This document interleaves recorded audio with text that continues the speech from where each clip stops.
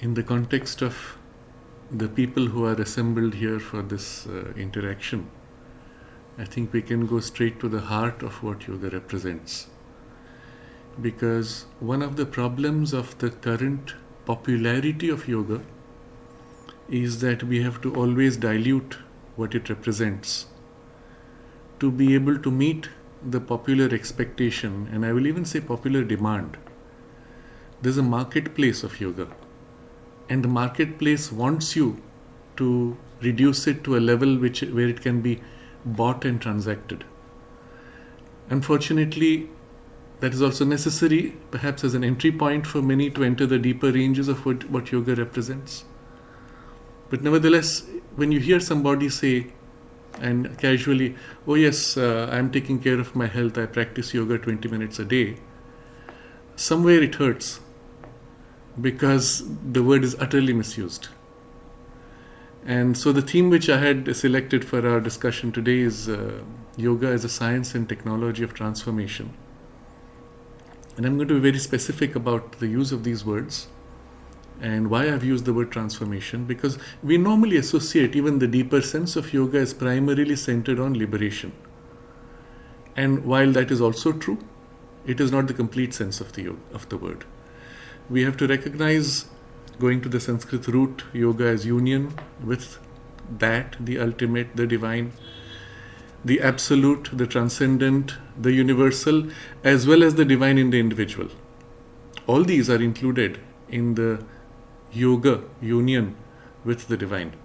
There is nowhere in this the sense of an exclusive union in a transcendence alone. There is also the union with the immanence of the divine. There is also the union with the divine which is uniquely present in each one of us. And the implications of that union are enormous, because at the moment you realize that the divine is within you, or rather even that your own most essential and deepest reality is one in that divinity, the implications follow naturally. And you could ask, what is then the rest of me? Because you can of course take a trenchant, a cutting position that says, I am only that and not this. And yet the person who went to realize that was first this. And you do not cease to be this when you realize that. Even in a state of realization, you spoke a needle on your foot, well, you will still say, yes, I do feel a sensation and it bleeds, and it is happening within my consciousness.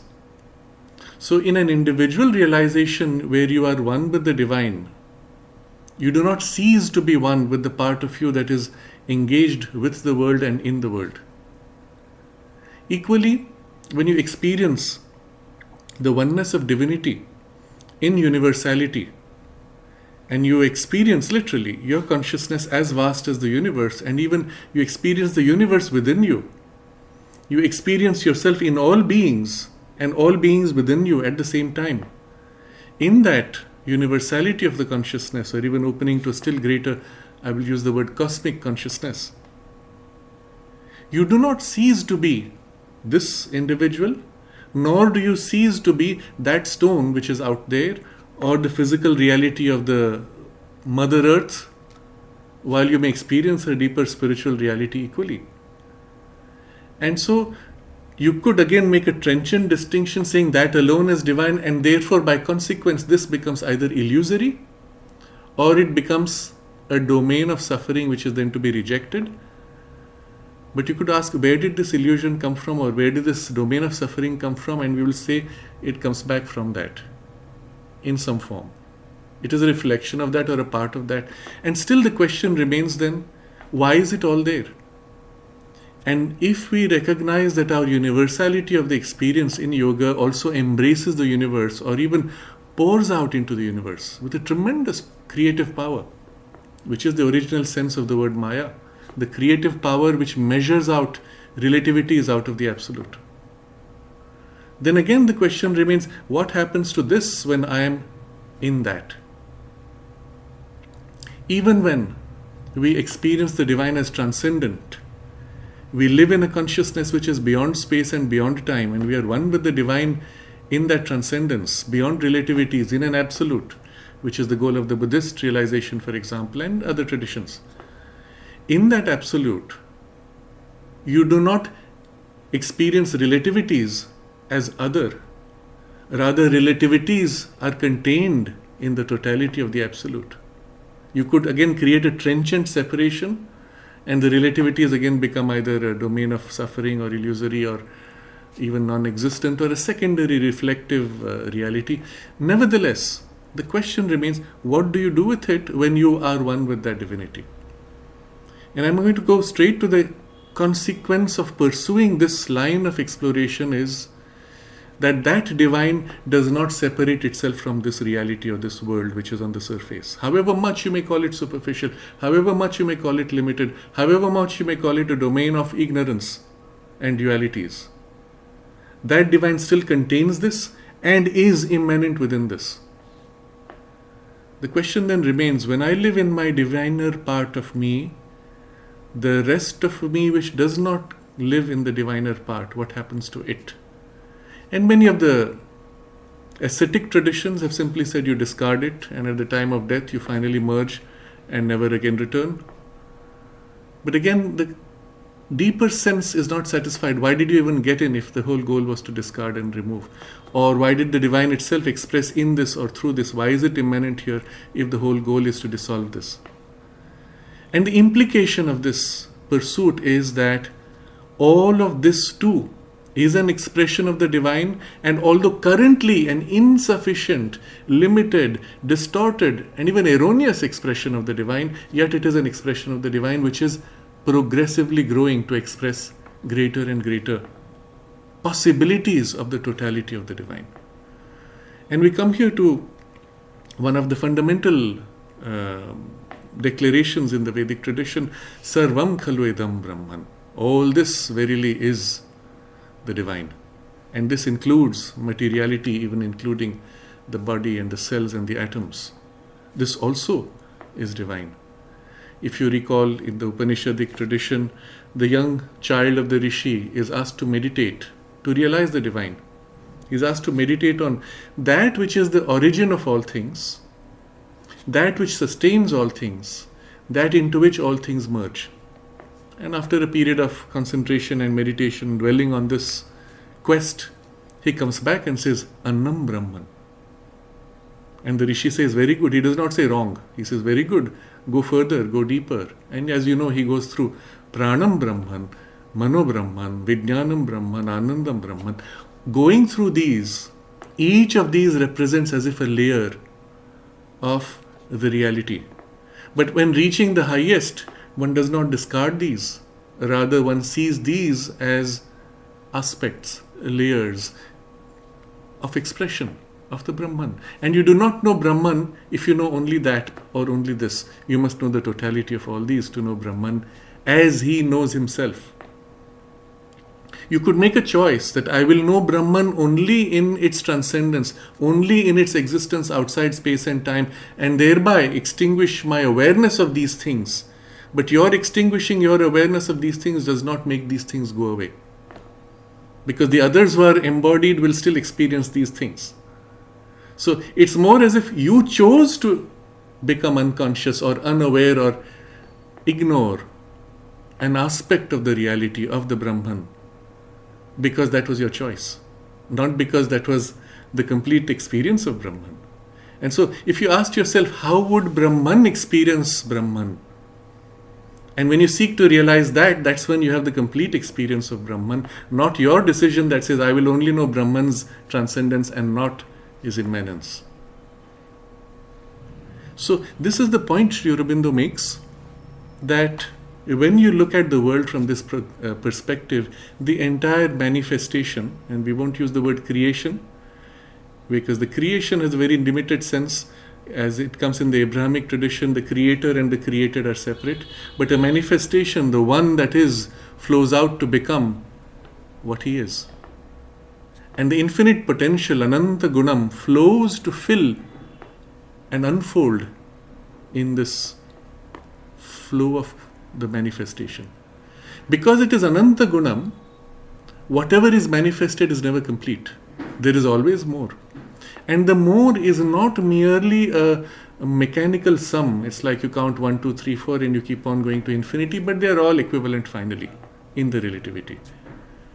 What manifests from the divine is always greater than everything that has been manifested. In other words, all that you could imagine falls short of what still remains in the Ananta Guna to manifest, and will manifest at some point and surprise you because it is beyond your conception. And when you have included that in your conception or grown into it, again then something else will manifest which will surprise you further. And that is the sense of Ananta Guna. And these revelations, series of revelations of the divine manifesting, become what we experience as evolution. Because every time there is this breakthrough into something which was never possible even, which was thought impossible, and that manifests, that is a step in evolution. So if you look at it very objectively, what you see at first in the bursting out of the delight of Brahman to manifest, and all comes from the delight, Anandam Brahman. From that bursting out, you have first the experience of the world as Annam. And in the character of matter which is dead, insensitive, unable to move, inertia in darkness is its character, you could never have imagined something that moves, or which expresses consciousness, or even which communicates. And out of that stone, somehow by a miraculous leap, we have the manifestation of what we call prana, and which is characteristically expressed in matter as plant life. What is plant? Think about it. What is plant made of? You look at a plant in a pot, you put a seed inside and then you put water and soil and a little bit of air and sunlight. But primarily the substantiality of it is the soil and the water, and the seed takes that soil and water, mud, and rearranges it to become eventually not only the stem, not only the leaf, but the beautiful flower, none of which have anything in common with the nature of that mud from which they came. You look at a plant and you will say it is rearranged molecules of mud, isn't it? But what makes plant plant? It is not a rearranged molecule. There's something fundamentally new which does not exist in soil, or at least is not manifest in soil. And as that manifests, it takes the material and transforms it, makes it undergo the very character of its form to become plant substance. And as transformed soil, you know plant. And when plant loses that thing which infused into it, the prana content, the prana withdraws, the plant collapses, becomes dead leaves. Still it is transformed soil. It is not the same as soil. Eventually it gets mixed into soil as mulch. Still it is not the same soil. After that you say the soil is fertile. Something has been infused in the very nature of matter, fundamentally changed by the infusion of life energy, to have become no more dead matter mud. It has become fertile soil with organic content in it. It's fundamentally changed. And of course, out of that, plants will grow more quickly, more easily, will be more rich and more diverse, and so on. So the infusion of prana into anna is able to draw out and create forms which are fundamentally different, and we call that transformation. But out of that plant substance, what happens next in the animal body? And I will take the most evolved animal among us, which is the human. Most evolved in consciousness. Of course, there are others which are better evolved in terms of their love and affection, maitri and compassion and all those things. But we are more evolved in degree of self-awareness. What are we made of?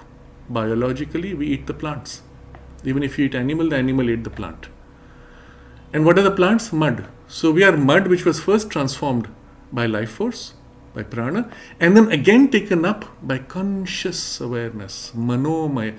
The Mana Brahman has taken this pranamaya which has taken up annamaya and now retransformed it to a higher gradation, and your tissue, your hand, is actually rearranged mud molecules, rearranged plant molecules. And yet there's fundamentally something new here. You are conscious in yourself. You're aware of your own awareness, and you're able to shape yourself according to the will of your awareness, spontaneously, almost instantaneously. To the degree that you can even observe your own consciousness and say, today I'm feeling dull, and you can pull yourself out of the dullness to become extra conscious, highly conscious, intensely conscious. This is great. And we do this all the time. Every time you have a presentation, you have a special program, you have to meet somebody very important, or your life or your career depends on it, you pull yourself to your peak awareness capability. And then afterwards you come away, wow, that was great. And then you sink back to your norm. But what is that norm? That norm, which was normal at the age of 5, is not norm at the age of 10, is not norm at the age of 20, is not norm at whatever your peak of 30, 40, 50 might be. And having hit a peak, there's a kind of a decline again. But even in your decline, if you continue to train yourself, you can will yourself out or never decline ever. This variation is within your power to change. Plants cannot do that, animals cannot do that, stone, of course, cannot.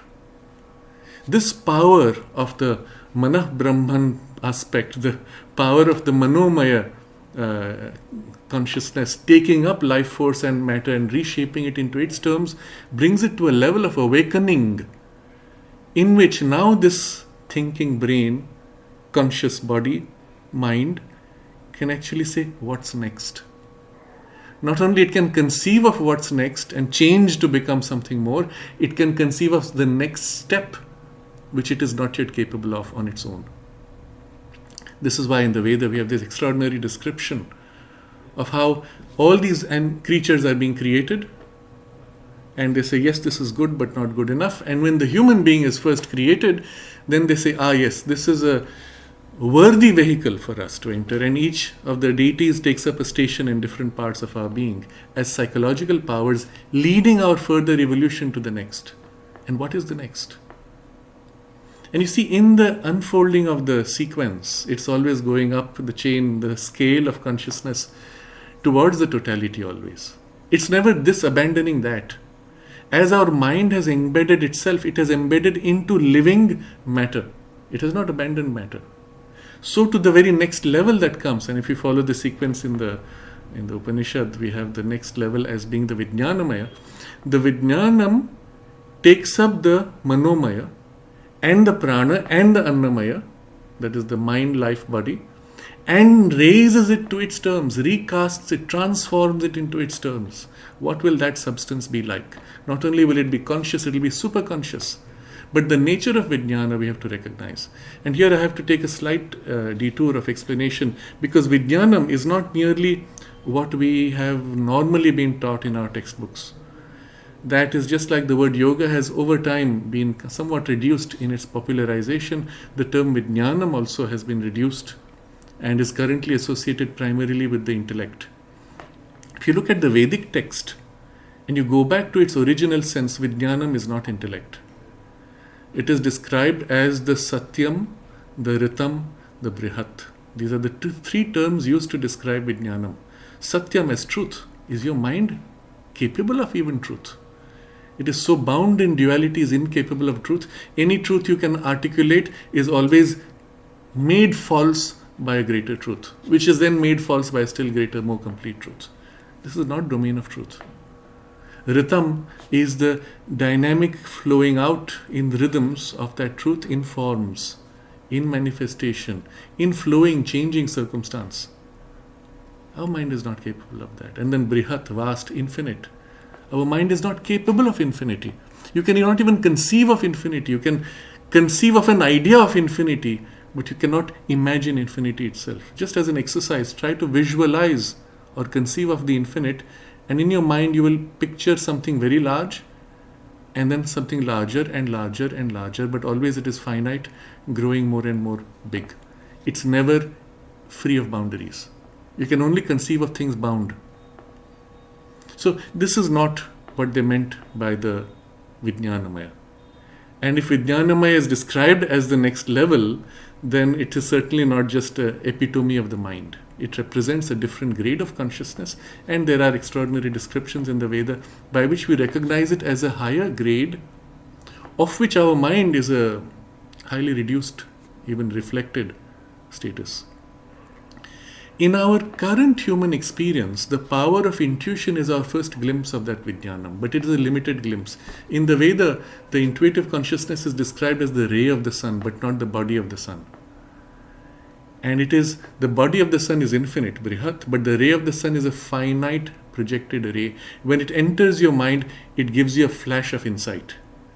And you see, the nature of that intuition is it knows without needing external support. It knows exactly what it knows without error, flawless. It is truth consciousness. But it is limited. It knows what it knows and knows that it does not know beyond this boundary. So, although limited, it is true. And although limited, it is capable of error-free knowing. Knowing its own limits, it can say, beyond this, I will make error. I don't know. But in the description of the Veda, what you see in the Rishi's experience is not one flash of lightning of the intuition, but a series of flashes, each growing larger, giving you knowledge as necessary. This power actually exists in all of us. It exists in us as a functioning power which is not organized and of which you are not conscious. I'll give an example. Very simple test you can do. I ask you to remember the first time that you found a special stone or a shell on the sea beach. Or you went to the high peak of a mountain and looked down and had the experience of this vast valley below. Any incident. Remember the first time. And perhaps it takes you 2 or 3 seconds and you say, yes, this is it. If you had to do a Google search of your Facebook history to say, which is my first photo of a valley or a beach, the search would actually go through every single one of your photos. And having found, it will isolate what are the various beach pictures until it finds the earliest, and then say, now this is earliest because there is no other earlier one. It actually has to go through every single photo. But when your mind went to look for it, you didn't go through every single memory. You didn't even bother about other memories. You just turned to know and pop, the memory came out. Now this faculty is extraordinary. If you observe what's actually happening, you decided that you wanted to know, you turned into yourself to know, but you didn't search. Something inside pushed out the memory and it met your seeking. And then you picked it out and brought it forward. In other words, there is within you a power of mind of which you are not conscious. But it is conscious of you. It knows what you wanted and gave you the memory.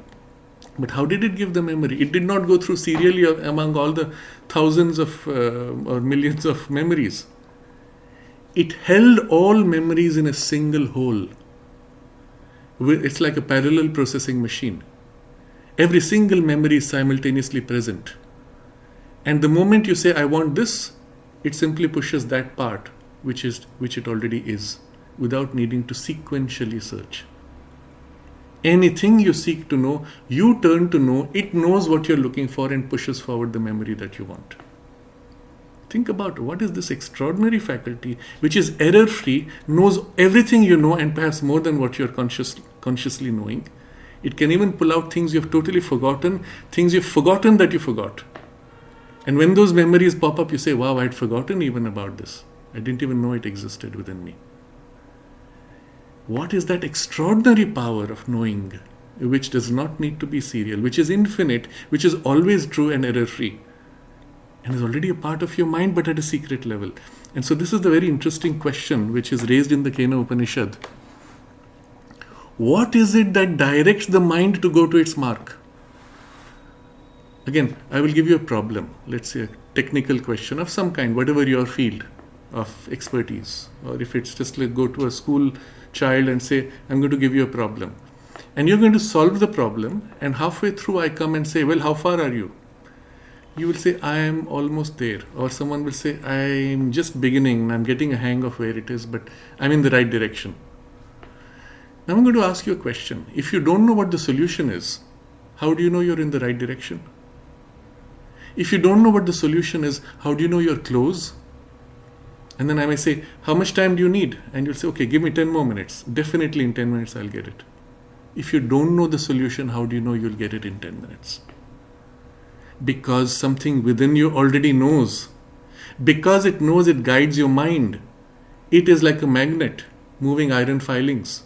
Behind the paper you hide the magnet, the iron filings will move and dance.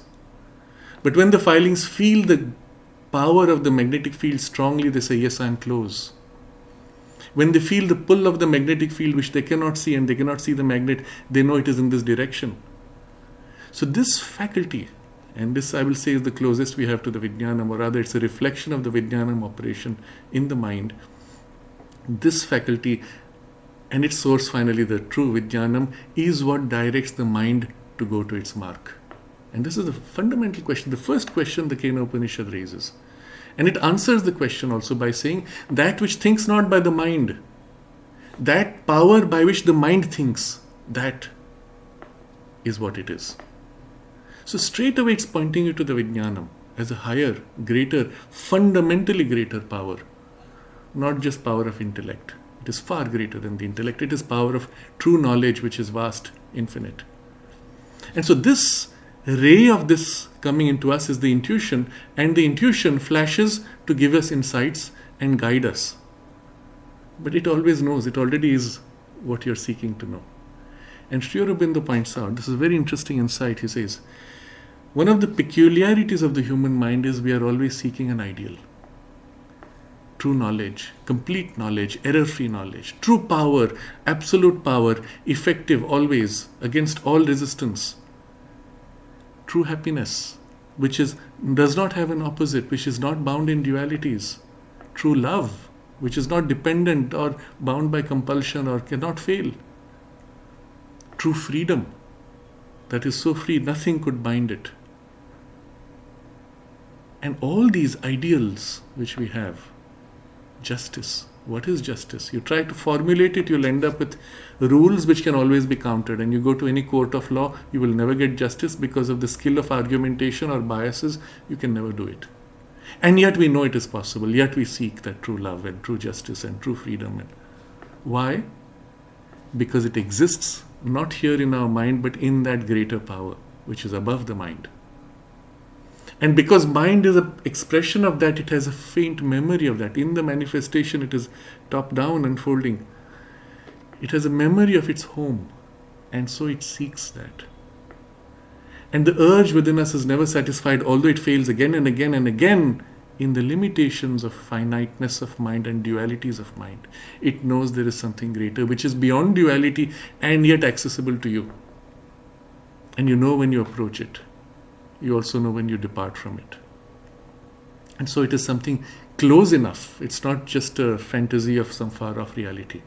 It is close enough that it attracts us constantly. And we feel deepest satisfaction in life when we grow towards these ideals.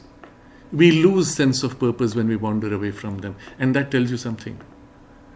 Your soul came on earth in this incarnation, in these series of births, in this pursuit of divinity, to realize these and not merely to withdraw, to fulfill, to transform and to manifest the divine potential. And so we come back to this word transformation. Our mind, having taken up this material and transformed it to the highest that mind can take, it needs now a still greater power to come and take up our mind and life and body and raise these, transform these to its highest potential.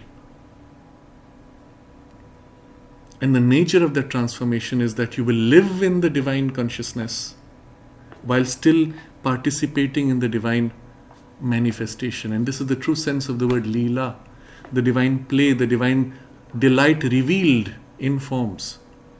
And it is held in this very beautiful image of Sri Krishna dancing with the gopis, where we are the soul, the gopis, and the Lord is our master, and each experiences the dance around the Lord, who is the center, who is our true reality. But each experiences uniquely, and together we all dance around that same one divine reality. And it is that revealed splendor of the beauty and the divine harmony which is the nature of this further evolution. So Sri Aurobindo's point is this evolution is not over. We are still continuing. The difference now is we as conscious beings can actively participate and speed it up. The means to do that is the technology that we call yoga. Now, yoga is not merely a technology, it is equally a science, and the distinction is important. You see, a technology can be applied without understanding how. We all use technology. You use the mobile phone. You don't know the chips and the circuitry, and you don't care. You can even design a chip and make it without knowing the science of how it operates. But when you have the science, you can develop the technology, you can modify it, you can master it. Yoga gives you both. There are those who focus only on the technology. There are those who move on and seek to know the science also, and thereby be even free of technological limitations and even develop new technologies to attain to the same outcome. So I'm going to touch upon these briefly because we are short on time, and then we'll see how things unfold according to interests from your questions. But if we understand these gradations of consciousness and the nature of reality as an essential divine unfolding through so many layers and levels, through so many aspects and processes, that's your understanding, which is the science. Modern physical science is only a very narrow part of this.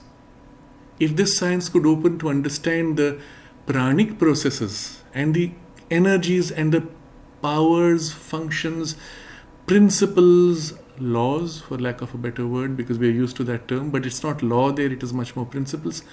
If you understand the principles on which they work, your physical science would open to a pranic science, which would then open to a manah science, mental science, manomaya, and still higher. But the science itself would be a complete body of knowledge spanning all these strata, levels, worlds, gradations of consciousness, of which physical science is a very narrow, utmost limited portion, and most mechanical because it is only limited to matter. You move up, it is less mechanical, but not less scientific, equally precise, but not mechanical. And this is what we glimpse in some of the quantum physics experiments, where the mind and the intention of the experimenter ends up reflecting in the results of the experiment. It's a first glimpse of these possibilities, but it only stops at the glimpse. So as a body of knowledge, yoga is comprehensive. We must understand that the rishis were not blind. They were visionaries. They lived in that consciousness of that revealed higher, and I will use this word, the Vijnanam, Satyam, Ritam and Brihat and the Anandam, in the revealed knowledge. And what they described in the Veda were really experiences that they were having. And they live in the sun, in the substance of the sun, in the totality of the solar revelation, of which these are all secondary. So from a consciousness which is infinite, you can look down at the operations of the mind and describe its principles and operations, and all the way down to matter. But what you also realize in the top-down vision is, while mastering physics and the physical technology is useful, the mastery of the principle behind physics is even more useful. You can now shape matter by the application of will directly. Why would you need machinery involving 1 billion watts of power to break an atom or fuse an atom? You can do it by simple application of mind. And so easily, with no energy practically. And so this is the basis for so many phenomena. And for many yogis, and I am distinguishing the yogi who does it from an occultist who does it by a different process. The occultist is applying a technology of a different grade without necessarily understanding how he does it. So an occultist can materialize. But a yogi with no prior training can take a material in his hand. And we have these stories, for example, of Vasishta Ganapati Muni. Those of you who may have heard of him, he was the great master who recognized Ramana Maharshi and named him. He holds a coin in his hand as he sits with the children in the relatively poor family with whom he was staying during his sadhana. And as a way of giving back for their expenses, he takes a coin, holds it in his hand as he is narrating stories from the Mahabharata. At the end of the exercise, he gives the coin back, and it has been transformed into gold. How did he do it? He didn't have to study a text. He didn't have to learn incantations. He didn't have to acquire an occult power or the physics or the big machinery which is required to change atomic structures. It was a direct action, top down, of a greater power which can reshape matter just like that, effortlessly. So naturally, to the rishis, that knowledge top down was far greater and more powerful. They did not bother to go into the material perfection of the technology of matter, which is actually the focus today in the last, let's say, 200 years of modern science, which is exclusively concerned with matter, but ignoring these higher ranges. So the knowledge, the science of yoga actually includes all these in a top-down perspective. But the goal of the yogic knowledge is how do you awaken to these higher possibilities of yourself? That's why the Kena asks you, what is it in your mind that makes your mind able to go to its goal? It's trying to get you to realize that. And then, of course, it asks, what is the power which makes your life force move? So, as you awaken to these, there is not only a greater knowledge, a greater consciousness, a greater power of effective action, there's also a greater participation in the delight, because all these are reflections of the Satchidananda. And to live in that Ananda is also one of the goals. But in living in that Ananda is not a rejection of the body, but transformation of your mind, life and body into this higher, greater, more complete divine expression. So Sri Aurobindo makes a very clear assertion which is in full alignment with the Vedic realization. In the Veda, the Rishi says, Ihaiva, here on earth, in the body. In the Kena Upanishad, it is said, if you do not realize that here, then great is your loss. To realize the divine. Even in the Ishopanishad, it is said that it is a wonderful thing to realize this aspect of the divine. It is a wonderful thing to realize that aspect of the divine. And then it says, those who lose themselves into this, that is in the consciousness of division, they enter darkness. And then paradoxically it says, those who lose themselves into that, in the oneness of the divine consciousness, in exclusion to its multiplicity, they go as if into a greater darkness. And you have to ask yourself, why? Why is immersion in the oneness of the divine a greater darkness than awakening to the divine in multiplicity? Because there is nothing in the oneness which will remind you of the multiplicity. But in the multiplicity, you'll always get knocks and pushes to remind you of the oneness. So it is possible to lose oneself by an exclusive focus, but you do not know the divine until you know both. And the Ishopanishad insists that you have to realize the divine in both, in the totality of it. So I come back to this idea of transformation. Life itself has to be transformed, divinized, and Sri Aurobindo insists on this. The ascetic paths which have, so to say, discarded the world were a necessary phase perhaps, in order to attain to a specialized focus, to attain to a higher consciousness, which is so different, so transcendent that you cannot attain it unless you make an exclusive focus, at least for a while. But then after that, one has to turn back and re-engage with this. And so this is the aspect of the science. There is the technology aspect of which we know, we are all familiar. And I'll just take a few minutes to round this up because the discussion wouldn't be complete without it. When we speak of yoga, even as a technology, as an application, we tend, unfortunately, because of the nature of modern education, to isolate in a very narrow focus, of which there's a still narrower focus because that's the only way you can teach people what they are seeking in the popularization, which is good health. So you reduce it to asanas and pranayam. And even that people say, yeah, but that's not yoga really. That's just a few exercises which are preparatory at best for yoga. So they call it Hatha Yoga. No, it's not Hatha Yoga. You have not practiced Hatha Yoga unless you have used the full set of asana pranayam to help you awaken the centers, the chakras, and awaken the kundalini. And nobody is really doing that, and they're not even competent to do that. So don't call it Hatha Yoga. It's just asanas and pranayam as a first step. And if you just do asanas and pranayam as a technology, all you have done is amplified the capacities. Yes, you feel tremendously energetic, your mind becomes vibrant, your life energy vibrant, your body in good health, but your personality doesn't change. There is no transformation. There is only amplification. And that's why even in the Yoga Sutras, the sequence first given is Yama Niyama. If you have not done the Yama and Niyama, the Asana Pranayam will amplify your defects. But even this, as the Ashtanga Yoga, is not complete unless you go all the way to the Samadhi. Samadhi itself is not mere immersion in the oneness transcending the world. It equally includes the full waking Samadhi, where you live in life with eyes open and engaged with living in the presence of the divine. The full waking Samadhi is the goal eventually. But even all this still represents one aspect, Raja Yoga you may say, or Hatha Yoga or Raja Yoga in combination. There are completely different approaches to yoga which have different names or broad categories which we may describe as Karma Yoga, Bhakti Yoga and Jnana Yoga. These three in particular, which are so explicitly elucidated in the Bhagavad Gita. All three take specific impulses within us and turn them towards the divine and thus attain to the yoga with no resort to asana, pranayam or any of the other methods. And they all lead to transformation of your consciousness, complete change in your nature. Hatha Yoga uses the body as the primary focus. Raja Yoga uses mind as the primary focus, which also, when done fully, lead you to a transformation and a liberation at the same time of consciousness. And all these five systems of yoga form a totality. When you look at them, they're all complementary. But there's a sixth, which is extremely important, which is the basis, which we call the Tantra approach.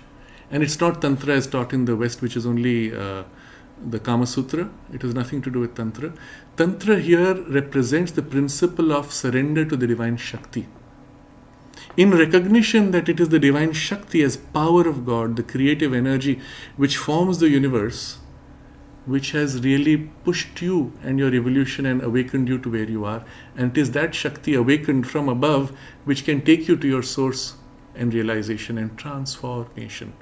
Because it is the Shakti working inside you, and her awakening and reshaping you from inside is the true transformation and the true awakening, the true liberation. So these principles now, the Shakti aspect which is brought by the Tantra, and the other five which are the more Vedantic aspects of the yoga knowledge, they are again complementary. Sri Aurobindo articulates the relationship between these six broad categories or aspects of yoga, and this totality is our body or science of yoga and the technology of yoga with six specialized branches. So I'm giving this as a quick gist of the idea, and then depending on the interest, we may take this up in further detail. But this is the broad framework I wanted to set to appreciate yoga truly and to practice it and to understand what it truly represents for humanity. You have to know this big picture. Yoga is not merely for good health, not merely for becoming more aware, more mindful, or more capable within your limited skills. It is a science and a technology of transformation, and transformation is more than change. It is a rising to a fundamentally new grade of existence even. And while we may not attain to that fullness of that grade, even a few steps in that direction is a transformation, of which the first character is your mind is illuminated by a living power of intuition. It is this borderline that we are at in our human evolution, and the mass of humanity, as it chooses to rise, can actually engage and awaken to the intuitive consciousness which will lead you to the full Vijnana Maya revealed in its infinity. But this is the step we are at, and this is the challenge today. The crisis in the world you see in every field. Religions are insufficient. Law, legality, justice, systems, morality, all have broken down. Political, administrative structures, management structures, educational systems, everything is broken down or has been proved insufficient. Why? Because nature everywhere is pushing to rise beyond these mentally formed systems and structures. The nature of any system is that there is a greater system against which this is flawed and limited. It is compelling us to outgrow rule-based, structure-based, system-based living to consciousness fundamentally changed and liberated in a higher poise, living from a freer and higher and truer consciousness, from which spontaneously all the things which these systems try to imitate can flow, and we can begin to live in a liberated consciousness with a liberated mind, liberated life energy, and a greater perfected, even I would say beautiful expression in life of our diviner potential. Individually, when we all begin to make that change of transformation, it reflects in our collective life, which also rises and is transformed in our collective experience. And this is the nature of what is visioned in our tradition as the Deva Sangha, the divine community. And each one of us who is seeking the true sense of yoga, and whatever the particular aspect or form of practice we may begin with, must keep in mind that this is the greater goal. If the goal is limited, you will never get to anything worthwhile. If you aim at the greater goal, you may fall short, but you will always grow beyond your capacity of conception of what you are capable of and your true, innate, divine potential. So I will pause with this, and perhaps we can move to the next step of our program and discussion and question answer. The first thing that struck me, Shraddhalaji, is that there is, the Yoga Sutra is my central book, right? Mm-hmm. And there's so many things you've said, which is like a gist of many of the ideas, like almost like a condensed version. So I was quite thrilled with it. I just want to reflect on one or two, very interesting parallels. One is this whole thing of Leela and the immanence and the transcendence, because the Yoga Sutra says that Purusha and Prakriti came together so that they could realize their full potential. And once they realize their full potential, they go back into quietness and come again whenever they feel like it. Such a beautiful conception of life. Yeah. The other thing that struck me was also that the Yoga Sutra makes a distinction between Smriti and Smaram. Smriti is the memory of the mind of the external world, and Smaram is the memory that you were talking about of our divine origins and all of that. And we often cover it up with the engagement with the world in front of us, trying to solve our problems and so on. That this phenomenal, power of the mind that's available to us in the form of Smaram, we never know how to reach out to it. Yeah. Anyway, there were so many of these parallels. Even in the principle of the Tantra, you see, described in just that one phrase, Ishwar Pranidhana. Correct. And it is so fundamental to yoga. Yeah. In the quest, even in the spiritual quest, as soon as you seek something higher and greater than yourself, how can you ever outthink your mind into something greater than mind? You cannot. The only thing you can do is put yourself in relation to that and then allow it to fill you and take you up into itself. And this principle is so fundamental to the nature of transformation and to the yoga itself. Yeah. But since people are more focused on body health, these things are completely forgotten. The Yoga Sutras are so profound. But to fully appreciate them, and they're sutras, so you have to just go plunge into their full deeper sense. Yeah. The other thing that, in a sense, is a question that I'm very fond of, and many people ask this, is a sacred quest possible as a Grihastha? Mm-hmm. And my entire focus or whatever is to say that every rishi was a Grihastha. Janaka is the greatest rishi. He's the greatest Grihastha. Yeah. So if you can spread, if you can talk about that a little bit, and what Sri Aurobindo and the mother might have said about a Grihastha's practice, I think it will be very useful, Shraddhalaji. Right. You made this very interesting observation saying that Janaka is the greatest. Why is it the greatest? We have equally extraordinary rishis, but who did not have the mastery of the world the way Janaka had. Janaka was a master king of the material rule as well as master of the spiritual domain. You see, this idea of the equal mastery of the two domains is also prevalent in other traditions outside India. In Egypt, for example, the early pharaohs, the later ones were an imitation, but the early pharaohs were spiritual beings. And the idea of putting them in the sarcophagus inside the mountain, they were never put in pyramids. They were put in the sarcophagus inside the mountains in the Valley of the Kings. And the idea there was the same idea of the samadhi. A spiritually realized being is as if fixed into the earth so that his spiritual realization is held for humanity's help. And these kings, they had a double cap, which represented Upper Egypt and Lower Egypt. That's how it's understood today. And they turn it into physical territory. No, these were masters of the upper realm and the lower realm equally, as the Isha Upanishad demands of us. Mastery of the knowledge of oneness, mastery of the knowledge of multiplicity. And so, true yoga, if you look at the concept, of entering in relation and immersion and even realization of the divine cannot be constrained by anything. Think about it this way. If there was something in the world which could prevent you from reaching self, then it would be not self. Since everything is essentially self, everything can become a means to realize the divine. This is at the principle level.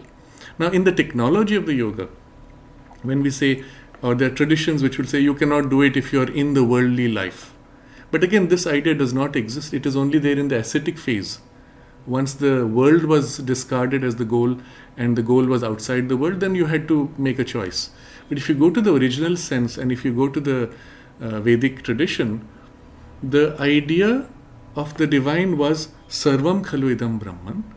In that, therefore, there is nothing which is fundamentally an error or a limitation or something that traps or prevents. I'm going to put it another way, in a very different formulation. If your goal is to realize the divine outside space and time and outside the world, then everything in the world is a trap. And so the ascetic path is extremely painful because you have to keep cutting, chopping everything down to your own instincts. Your own drive to realize the divine is your barrier. You have to cut that also. What are you ending with? It's a very difficult, very painful path of great struggle. Slowly, eventually, someday you will reach. Now replace this with this perspective that everything is an expression of the divine. Everything is struggling to realize the divine more and more completely. And now when you look at your body, your mind, your emotions and the world around you, everything is trying to seek the divine. Everything is there to help you to realize the divine. The only difference is, do you use it to help you realize the divine, or do you use it to serve your own immediate short-term ego desire impulse? And you are free to do that also, that's your choice. But if you seek something higher, the same means can be now turned towards the divine. This becomes the basis for the Bhakti Yoga, Karma Yoga or Jnana Yoga, which take the three impulses within us of forward movement and turn them to the divine. So Karma Yoga, for example, says, you cannot avoid action. If nothing else, you're breathing. If nothing else, you're aware, you're thinking. Something always is in action in you. So why even fight action? Why withdraw? Fulfill action. And what is the fulfillment of action? Remember, that from which everything originates, that into which everything goes. So turn your actions towards the divine. You may build a skyscraper, you may build a whole empire, you may craft a tiny, perfect form of some sculpture or painting. Turn it towards the divine. It does not matter what you do. There is no work which is small or big. All becomes sacred by turning to the divine. All becomes pointless when you turn it to short-term, narrow objectives. Well, it still goes to the divine, but now by an indirect route. So if you think about this, it does not matter what you're doing. Are you married or not has no meaning. Do you have children or not has no meaning. The question is, how do you live your life? How do you relate to your family or your children? My teacher, MP Pandit, he was approached by somebody who was seeking to enter into a living practice of yoga. And at some point he had children and he came to my teacher and said, how should I relate to my children? And my teacher said, treat them not as your children, treat them as the children of the divine and serve them as you would the divine. Now you just think of the implications of that. Every time you look at the children, you are conscious that within their heart is the divine presence, the divine spark, the soul, and you are serving that. Even if you have to scold the child, you are aware that it is only for the furtherance of the soul's emergence and the diviner possibilities. Your entire life becomes divine in service, in consecration. So there's nothing fundamentally in life that can prevent you from going to the divine. In fact, all is there to aid you if you use it. So the Karma Yoga comes from this basis of action turned to the divine. Similar idea, within you is an impulse of desire. And in its highest form, it is not a personal desire, but a desire of self-giving, to love, to care, to give the best that you have. Well, you could give it to all, or you could give it to the divine in all, or the divine in the universe. And in this way, the turn of the heart in sacred love and self-giving to the divine becomes the basis of Bhakti Yoga. And similarly, Jnana Yoga, the mind's need to understand. You see, even little baby, when you show him an object, he will first try to understand. And if he cannot understand, he starts crying. Even he can't articulate why he cannot understand, but he cries because something is wrong. Mind's need to know can be turned to perception of the divine presence in all things. That which is permanent, that which is lasting, which upholds, which supports, which originates. And as you begin to perceive, you begin to see what an extraordinary intelligence is behind this whole working of the universe. And the heart opens in love and devotion to this wonderful thing. And the love that you experience towards that is then met by the love that flows from it. And automatically your works grow in sacred self-giving. And the three paths merge. This is Sri Krishna's primary training in the Bhagavad Gita. The triple path. It is not three separate paths. It is one triple path of which you have three separate starting points. And nowhere here does it matter what your responsibilities in life are. Whatever your work, whatever your responsibility, whatever your circumstance or family, you can practice this. The concept of not having to take a family life came from some of the more specialized paths which were highly demanding. Like Hatha Yoga in its totality demands a full-time 100% focus to achieve something extraordinary, which is a full perfection of your potential. Or Raja Yoga also in its totality would demand something like that. And as such, you have to make a choice. You cannot compromise. You cannot say, I will do this and that, and they are as if seen to be in conflict with each other. You cannot say, I will serve my ego desire while I will surrender my heart to the divine. That's a contradiction in terms. But nothing prevents you in the form of work to be doing that consecrated work. So, yes, there is a truth to that. If you want to realize the divine, you have to dedicate yourself entirely. But it doesn't mean you have to give up anything of your life. You dedicate yourself entirely in everything you do in life. Or I'll put it in another way. If you want to build a successful business, you have to dedicate yourself entirely to it. And your family and your relationship with your husband, wife, children, relatives is equally turned towards that. Otherwise, you will not succeed in anything. But it's the same truth for the spiritual life equally. You want to realize the divine? Well, all your business and all your responsibilities are equally turned towards that. Nothing prevents you from fulfilling them though. In fact, as a result of this diviner turn, all that you do in your business or in your life and your responsibilities will be that much more effective, but also satisfying to you. Because every step is growing closer in service and love to the divine, filling you in return with the divine love. So yes, if you take to the path of yoga, you have to dedicate yourself if you aim for that, but that dedication will just consume everything of your life and fulfill everything at the same time. That would be the best way. Can we take a couple of questions, Hari? Yeah, sure, Rako. Thank you, Suthaluji. So we have a question from Sukhwinder Sarkar.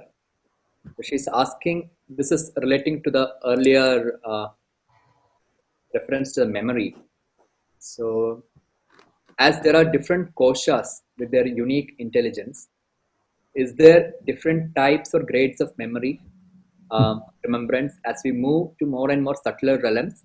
Is longing also a kind of memory? Very interesting question. In fact, you see, unfortunately, we are all heavily formed by the Western European model of ourselves, okay, and of reality. So we are taught memory is in your brain. No, in fact, in the yoga, there is the term used chitta.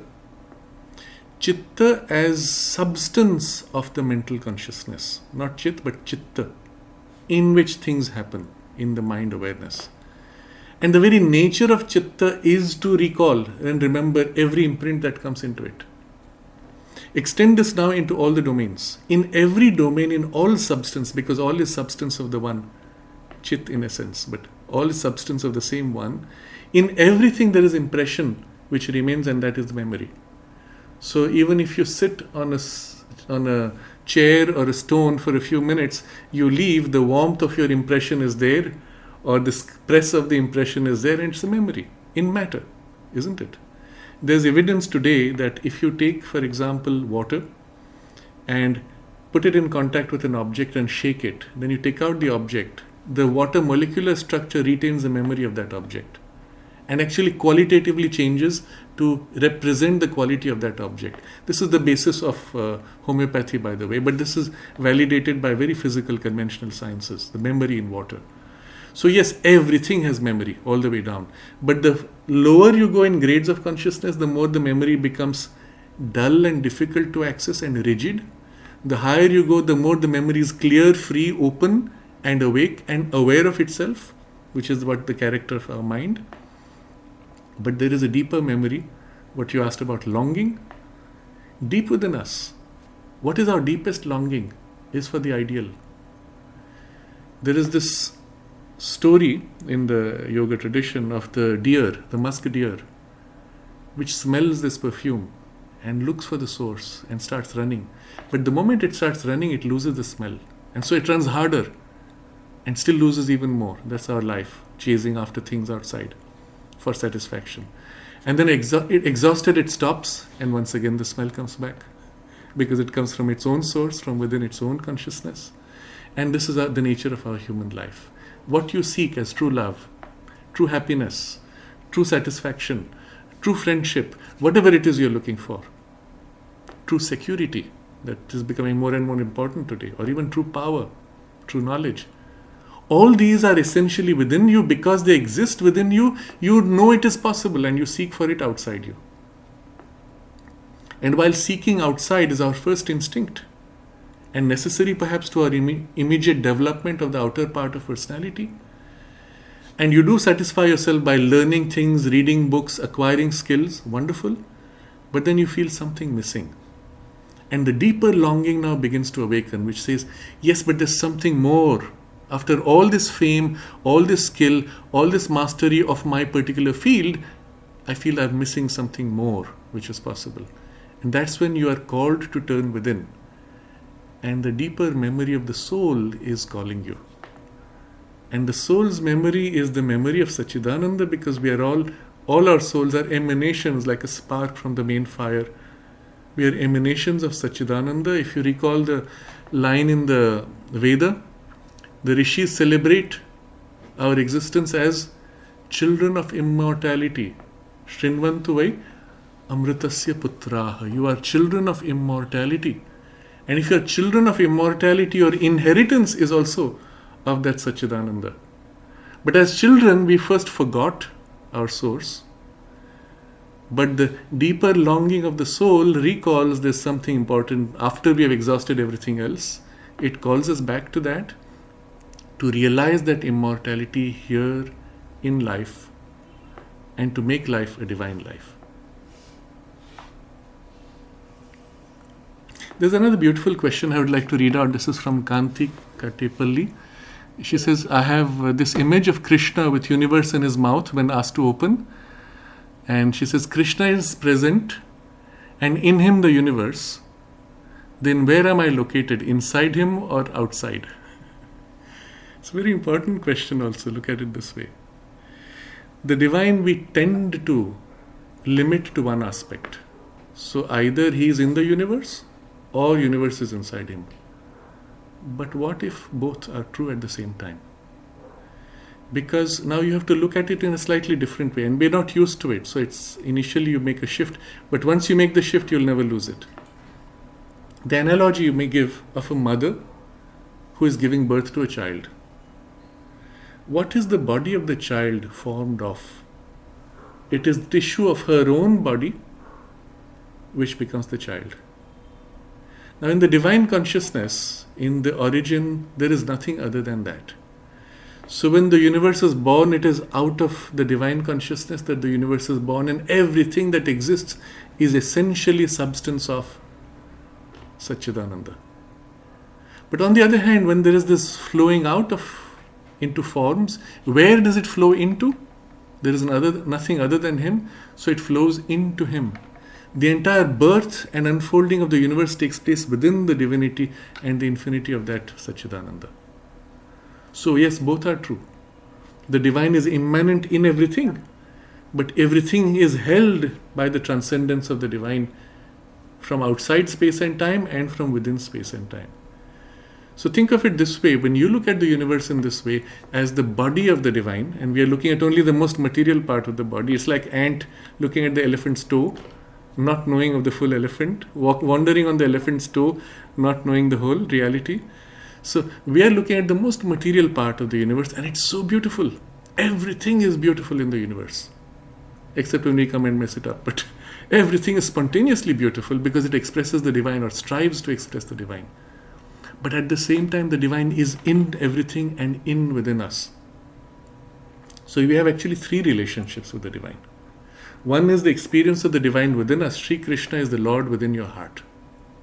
He is you, or rather, your deepest reality, or you are nothing but a part of His consciousness. You have no separate existence. You are the gopi who yearns to join and merge with Him.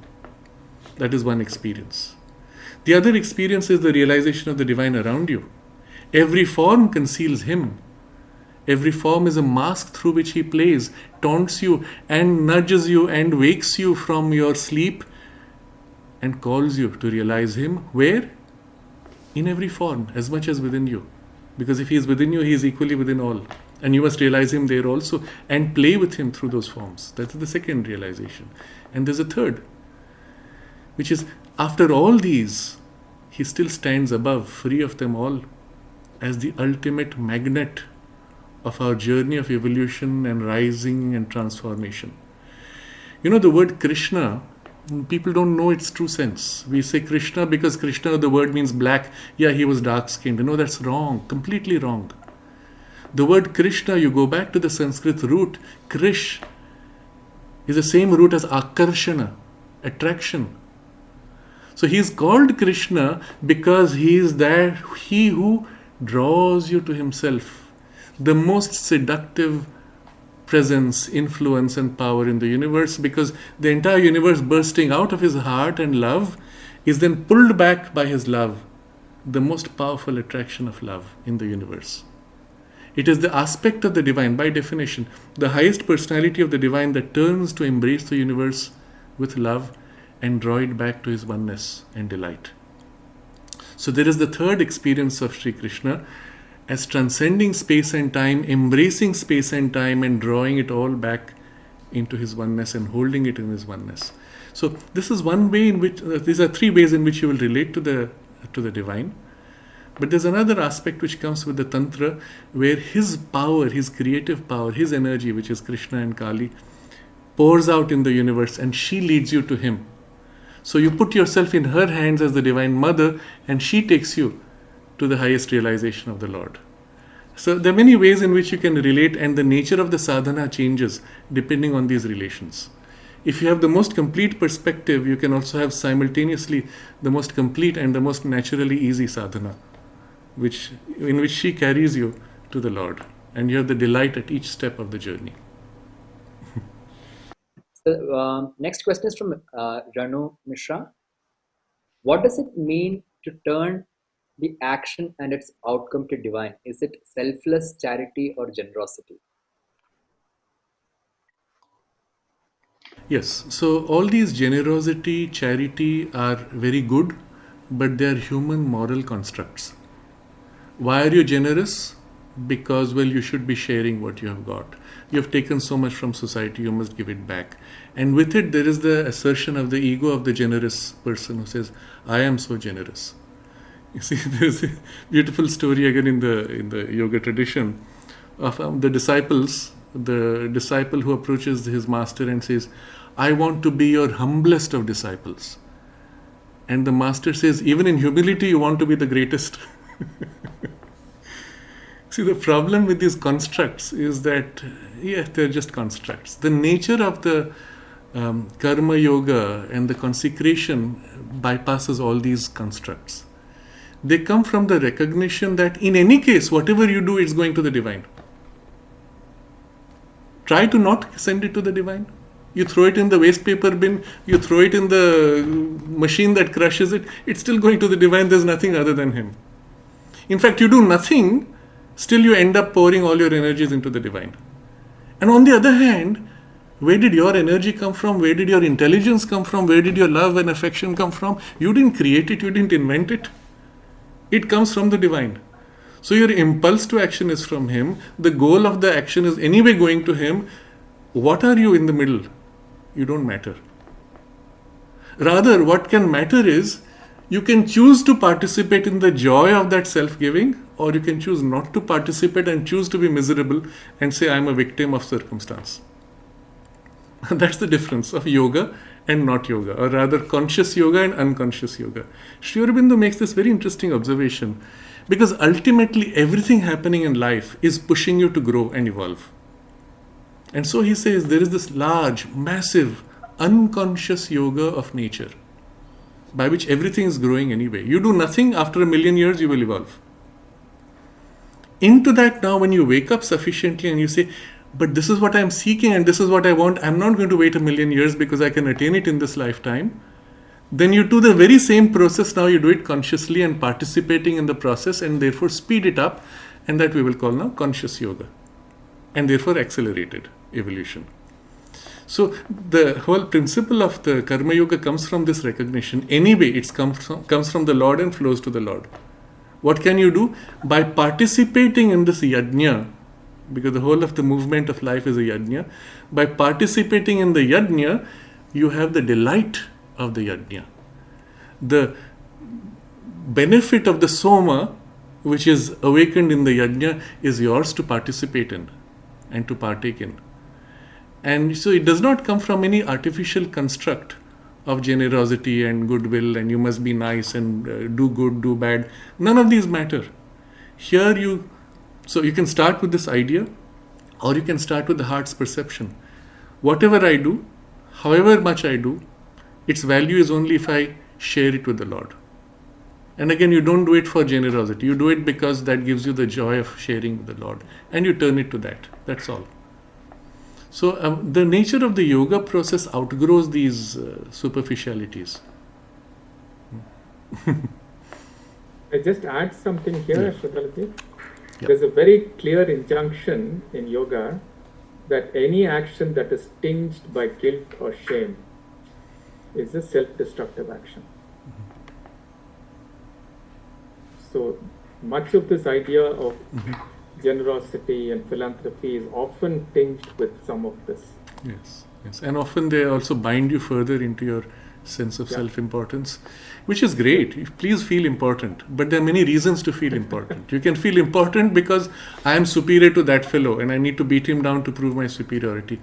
Or you can feel important because you are a unique expression of the divine presence within you. And there's nothing more beautiful than that expression, without which the universe would be missing something wonderful. And so can you be worthy of that, and can you manifest that more? And you can be the most important person. And equally recognize the most important center in each other. And that would be the way of the yogi. A lot of these concepts of egoism are very fake constructs. And people keep fighting their ego, when in fact that's not the way you will be free of it. Egoism, by definition, is only self-limitation. Egoism or ego is limitation and binding into boundaries. Egoism is a reference to your boundaries as the most important thing. That's all. The moment you open to something greater than yourself and you have the joy of that opening, your ego will begin to thin out. You don't need to fight it. Rather, focus on the joy of that giving and participation in something greater. And it can be a greater ideal, not necessarily directly to the divine. To serve the country, to serve an ideal greater than yourself, your ego will open out and experience something more. And of course, if you realize the divine in the country, as Bharat Mata, is not merely a construct of our imagination, she is a manifestation of the Divine Mother, and you serve her in serving the country, you serve her in serving society, you serve her in serving your family, well, you have the most complete satisfaction there. Thank you. We are almost time to close. We have one more question, which maybe I can share. This is from Anjani. She asked, in the Ishopanishad, there are two pairs that are similar: Vidya, Avidya, and Samputi, Vinash. Yes. What is the difference between the two? So in what I was describing earlier, the knowledge of oneness, knowledge of multiplicity, these two are complementary. in the whole experience of reality, you'll find these two always blending into each other. Vidya is the knowledge of oneness. So popularly, the way it's articulated is a kind of a reduced and therefore flawed version when they say Vidya is knowledge of spiritual and Avidya is knowledge of material. No, that's not it. Or Avidya is inferior. No, that's not it. In fact, the Isha very clearly says the two are equally important in relation to each other. So, knowledge of oneness and knowledge of multiplicity. Now, you enter into matter as a scientist. You can divide and know the knowledge of differences. You create your table of elements. So, each element is different from each other. That's the Avidya aspect. Then you go into the Vidya aspect. What makes all these elements the same? They're all variations of proton, electron, neutron differently arranged. So, the underlying unity knowledge is the Vidya aspect. The Vidya aspect liberates you from appearances. You see the underlying oneness. The Avidya aspect gives you mastery of the multiplicity and the divine in expression. And so both are complementing each other and both have to be realized. Vidyamcha, avidyamcha, the one who knows both is the one who knows truly. Now, this is in the domain of the manifestation. Then there is the other pair of the Isha Upanishad, Sambhuti and Vinasha, that is being and a non-being. So this is the consciousness which is in manifestation, and then there's the consciousness which transcends, which turns to the absolute, which is beyond manifestation. And this is the second pair, which also has to be realized. And you must know the divine in both. And what you will see in many of the ascetic traditions, they turn only to that which is out beyond. And so it is called Vinasham because in immersion in that, you lose yourself or the world itself is lost in that immersion. But between the two, again, there's an equality or a complementarity. You must know both. By Vinasha, you are liberated. That is, in the transcendent consciousness, your consciousness is liberated from all illusory appearances, but not illusion. The world is in appearance is illusory, but the reality of the world is the Satchidananda. But you must be free of the reality, the appearance of illusion, to be able to see the reality of the world. But then in the other movement, in the Sambhuti, it says you will attain immortality. Interesting. In the manifestation is the fulfillment of the Satchidananda. In the immersion is transcendence. Where is the question of Satchidananda? But it is only when the transcendence chooses to know itself and manifest itself that you have the whole experience of Satchidananda and therefore the immortality. So this becomes again a complementing pair, and in the nature of the yoga, we experience both pairs. First, the Vidya, Avidya, knowledge of oneness, knowledge of multiplicity. And then in the final step, there is the knowledge of the transcendence, and then the re-embracing of the world from transcendence. The way the Lord embraces the world, you embrace the world with Him, or as a part of His embrace. And that's when you know the world truly and can play and participate in the Leela. So perhaps if you're going to close now, can I make a few closing observations just to summarize some of the important things here? You see, in the nature of the yoga, we as seekers, practitioners of the real sense of yoga, we have to transcend these limited definitions and turn to the true sense of yoga itself as a science as well as a technology. And when we look at it in its totality, not in fragments, we realize that the entire journey that we are already in is a journey of yoga, but unconscious or semi-conscious, half awake. And when we choose a life of yoga, we only make it more awake, more conscious, and more consciously engaged in relation with the divine, with the Lord and His Shakti. And by placing ourselves in her hands, she carries us more easily than we could with our effort. So, Ramakrishna Paramahansa had this beautiful analogy of two paths of yoga, or rather two kinds of practice of yoga.